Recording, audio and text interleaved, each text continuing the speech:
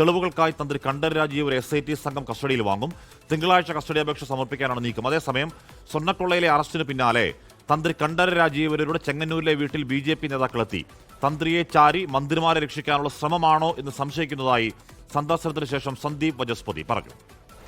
അല്ല, ഈ അറസ്റ്റ് സംബന്ധിച്ച് സ്വാഭാവികമായും അതിനകത്ത് ഏറെ സംശയങ്ങളുണ്ട്. അപ്പോൾ ഈ കാലയളവിൽ 3 ദേവസ്വം മന്ത്രിമാർ ഭരണത്തിലുണ്ടായിരുന്നു.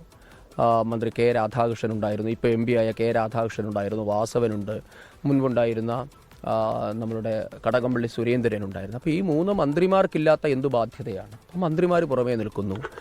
തന്ത്രിയെ ചാരിയിട്ട് മന്ത്രിമാരെ രക്ഷിക്കാനുള്ള നീക്കമാണോ സംസ്ഥാന സർക്കാർ നടത്തുന്നത് എന്ന് പൊതുസമൂഹം സംശയിച്ചാൽ അവരെ കുറ്റപ്പെടുത്താൻ പറ്റില്ല.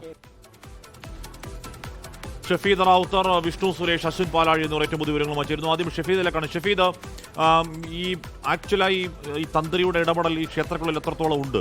ചെന്നൈ ബന്ധമുണ്ടോ? ഗോവർദ്ധൻ ഭണ്ഡാരി പോറ്റി ട്രയോയുമായി മറ്റേതെങ്കിലും തരത്തിലുള്ള ബന്ധമുണ്ടോ? സാമ്പത്തിക നേട്ടം ഈ ഇടപാടിലൂടെ നേരിട്ടുണ്ടാക്കിയിട്ടുണ്ടോ? തുടങ്ങി കുറേയധികം ചോദ്യങ്ങളുണ്ട്. ആ ചോദ്യങ്ങൾക്കാവില്ലേ SIT തന്ത്രിയെ കസ്റ്റഡിയിൽ വാങ്ങാൻ ആഗ്രഹിക്കുന്നത്? ഷഫീദ്.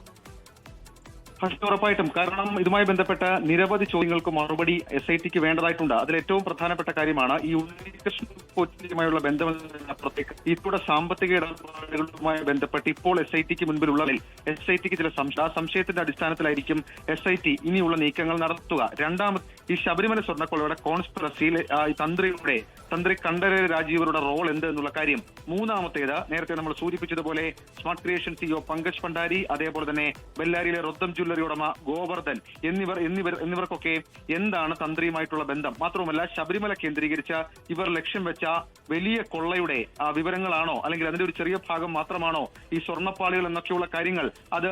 അതാണ് പരിശോധിക്കേണ്ടത്. പ്രധാനമായും അതാണ്. അക്കാര്യത്തിലാണ് നിലവിൽ ഇപ്പോൾ തീരുമാനമെടുക്കേണ്ടത്. ഏതായാലും നിലവിൽ ഇപ്പോൾ നമ്മൾ മനസ്സിലാക്കുന്നതനുസരിച്ച് തിങ്കളാഴ്ച കസ്റ്റഡി അപേക്ഷ നൽകി അദ്ദേഹത്തെ കസ്റ്റഡി ലഭിച്ചാൽ വിശദമായ ചോദ്യം ചെയ്യൽ അന്വേഷണ സംഘത്തിന്റെ ഭാഗത്തു നിന്നുണ്ടാകും. ഇന്നലെ അദ്ദേഹത്തെ റിമാൻഡ് ചെയ്തിരുന്നു. ഏറ്റവും ഒടുവിൽ വരുന്ന അപ്ഡേഷൻ അനുസരിച്ച് തിരുവനന്തപുരം സ്പെഷ്യൽ സബ് ജയിലിൽ വെച്ച് അദ്ദേഹത്തിന് ദേഹാസ്വാസ്ഥ്യമുണ്ടായി. അദ്ദേഹത്തെ ആശുപത്രിയിലേക്ക് മാറ്റുകയാണ്. ആശുപത്രിയിൽ അദ്ദേഹത്തെ എത്തിച്ചു തരത്തിലേക്കുള്ള വിവരങ്ങളൊക്കെ ഈ ഘട്ടത്തിൽ പുറത്തു വരുന്നുണ്ട്. ഏതായാലും നീക്കങ്ങൾ SIT സജീവമാക്കുകയാണ്. SITയെ സംബന്ധിച്ചിടത്തോളം ഇനിയുള്ള മണിക്കൂറുകൾ വളരെ പ്രധാനപ്പെട്ടതാണ്.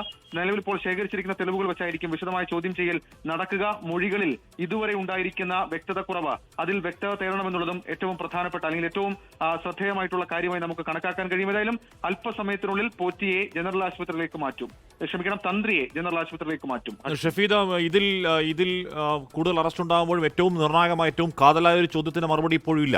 ശബരിമലയിൽ നിന്നും ഇവരൊക്കെ ചേർന്ന് അടിച്ചുകൊണ്ടുപോയ സ്വർണം എവിടെ, തൊണ്ടി മുതൽ എവിടെ എന്ന ചോദ്യത്തിന് ഇപ്പോഴും മറുപടിയില്ല.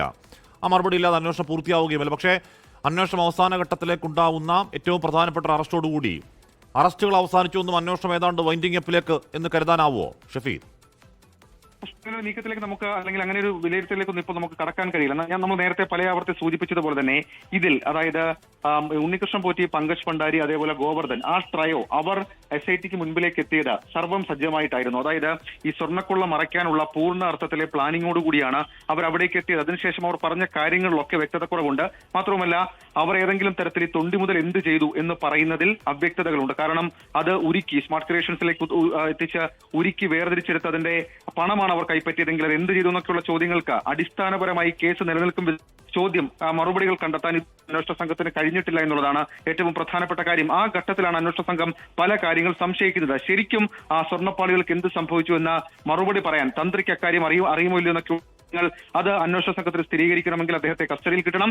ആ കസ്റ്റഡിയിൽ കിട്ടാനുള്ള നിർണായക നീക്കം അത് അന്വേഷണ സംഘത്തിന്റെ ഭാഗത്തു നിന്നുണ്ടാകും. തിങ്കളാഴ്ച കസ്റ്റഡി അപേക്ഷ നൽകി അദ്ദേഹത്തെ കസ്റ്റഡിയിൽ വാങ്ങിച്ചാൽ അടുത്ത 2 ദിവസം അദ്ദേഹത്തെ വിശദമായി ചോദ്യം ചെയ്യാം എന്നുള്ളതാണ് അന്വേഷണ സംഘത്തിന്റെ ഇപ്പോഴത്തെ വിലയിരുത്തൽ.